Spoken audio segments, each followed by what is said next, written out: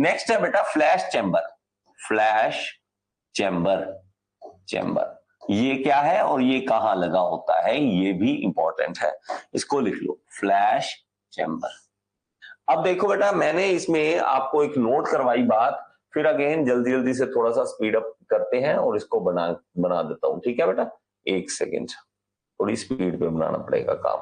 ये देखो यहाँ पे क्या है, इवेपोरेटर, कंडेंसर, और यहाँ पे हमारे पास क्या है, यहाँ पे मैं बनाता हूँ कंप्रेसर है, तो यहाँ पे एक्सपेंशन वाल्व है, ठीक है। तो यहाँ पे मेरे पास अगेन एक्सपेंशन वाल्व है। ये हमारे पास किस तरह से चल रहा है, यहां से इवेपोरेटर से यहां गया, और यहां से ये यहां गया, और ये यहां से यहां चला गया, और ये यहां से यहां चला गया। अब मेरे भाई साहब एक चीज नोट करो कि हमें यहां से क्या मिला था कंडेंसर में, वेपर से लिक्विड, वेपर से क्या मिल गया, लिक्विड।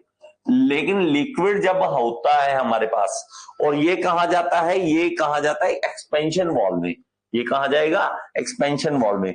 एक्सपेंशन वाल्व में एक प्रॉब्लम आ जाती है कई बार, क्या कि लिक्विड जब एक्सपैंड करता है, लिक्विड जब एक्सपैंड करता है, वो कुछ हिस्सा उसका चाहे 1% चाहे 2%, 2% भी मान लीजिए वेपर बन गया, क्योंकि जब वो एक्सपैंड करता है तो वहां पे क्या होगा, वो लिक्विड की हमें तो करना है लो प्रेशर, इसका काम क्या होता है, लो प्रेशर करना।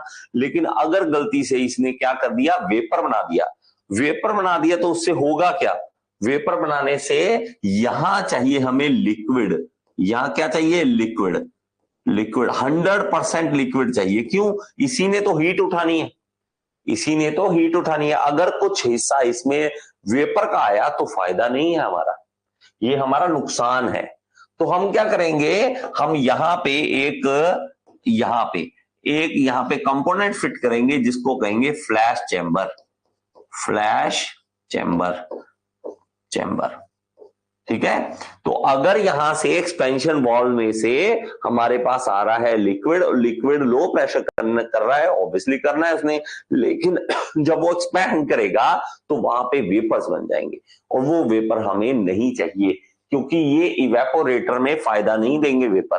तो हमें क्या करना पड़ेगा, इसको अलग करना पड़ेगा। बात थोड़ी समझ आई, बात थोड़ी समझ आई। It is a small tank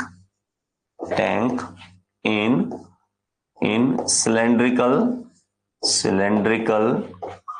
shape।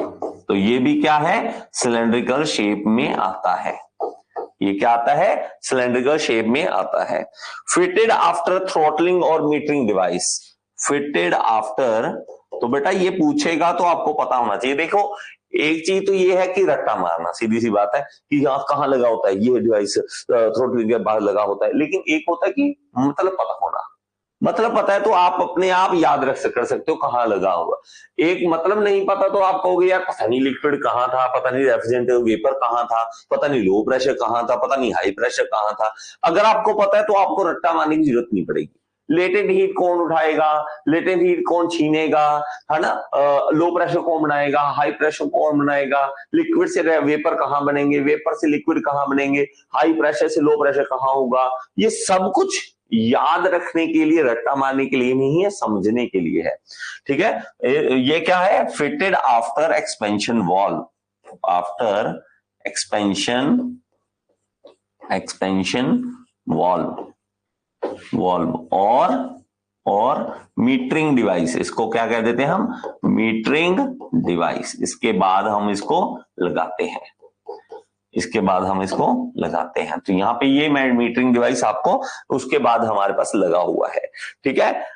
तो आगे चलो, ठीक है। Whenever the liquid refrigerant passes through, लिखिए when ever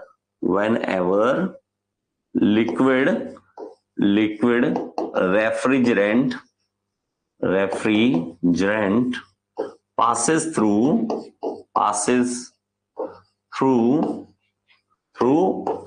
expansion valve,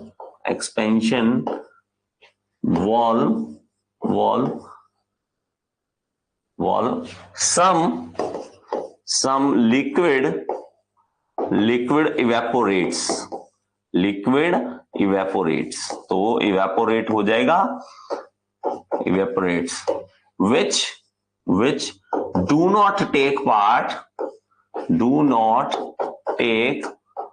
part in extracting heat from evaporator। तो वो इवेपोरेटर में से हीट उठाने में हमारे साथ नहीं फायदा देगा।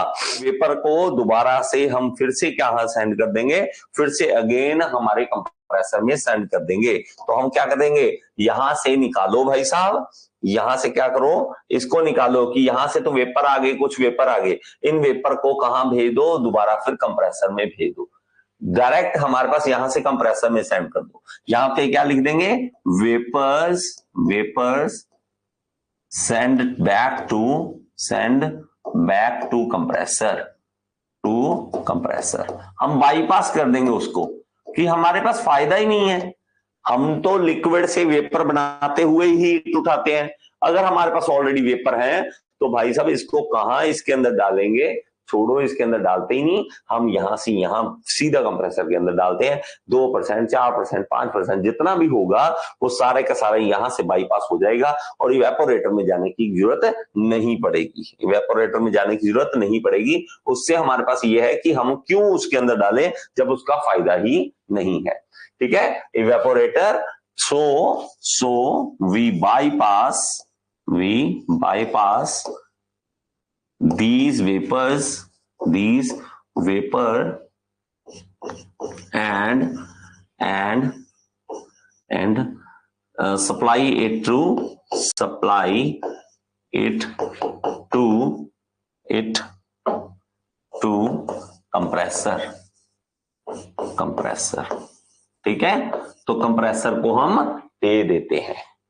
आई होप कि आपको ये वीडियो पसंद आया होगा। अगर आपको पसंद आए तो एक बार लाइक का बटन दबा दें यार, और कमेंट बॉक्स में जरूर बताएं कि आपको समझ आया या नहीं आया। और अगर आप एसएससी जेईई की तैयारी करना चाहते हैं तो यहाँ पे ऐप का लिंक दे रहा हूं, ऐप जरूर डाउनलोड करें।